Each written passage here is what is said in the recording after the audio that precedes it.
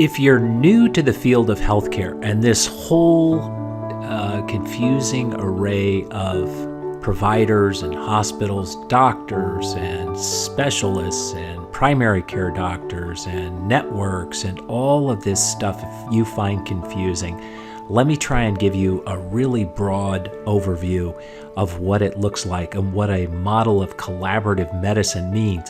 Collaborative medicine is just a fancy way of saying that you and your doctor are going to work together to achieve the best outcome possible. But if no one ever shows you a map on how to do that, then you'd be a little bit confused. So we use all this terminology in the field of healthcare that has to do with military analogies of all darn things, like we're going to war with disease and we're going to battle with cancer and all of that. So I'm going to stick with that for a minute.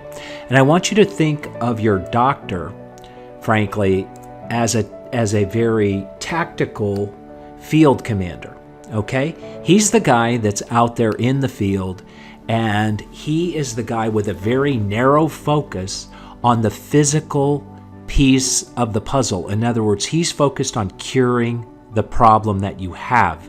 He's very technical, very analytical, he's hyper-specialized, and he's really primarily worried about the manifestation of disease, not necessarily the origin of disease.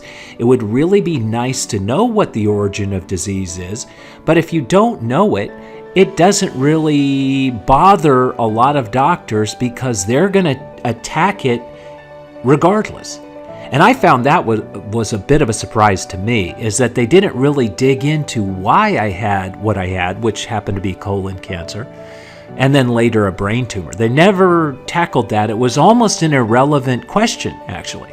So you and I, as patients and caregivers, are looking at the entire war, not just the battle. We're looking at the war, and we look at it from what I call a strategic perspective. That means you and I, the patient and the caregiver, have a very broad perspective. We're overviewing the entire battlefront. And that means that the physical, the emotional, and the spiritual are all part of that battle. And this is the piece that the physicians don't tell you about. Almost no one will tell you about it. They just assume that you know that the emotional and the spiritual part is all your role. And no, so I'm just clarifying that for you. But why is that important? It's, a lot of people aren't particularly spiritual or even religious, and some are.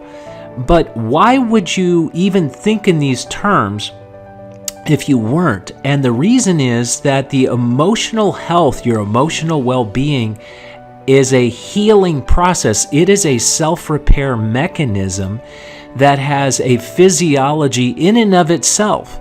So when you become emotionally and spiritually together and healthy, there is a physiological response to it.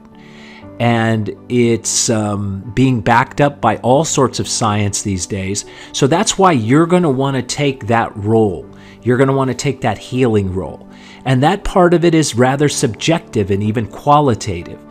And then the other piece is that when I say you're an integrator, you're a synthesizer, and that means that you're taking into account all of these things that the doctor isn't taking account of. In other words, you want to look outside the spectrum of his expertise for additional tools, resources, and relationships that might help optimize your outcome. At the end of the day, you're going to do whatever it is that helps you create the best outcome possible for your situation. So when we marry up the best of both worlds, we create the best possible outcome.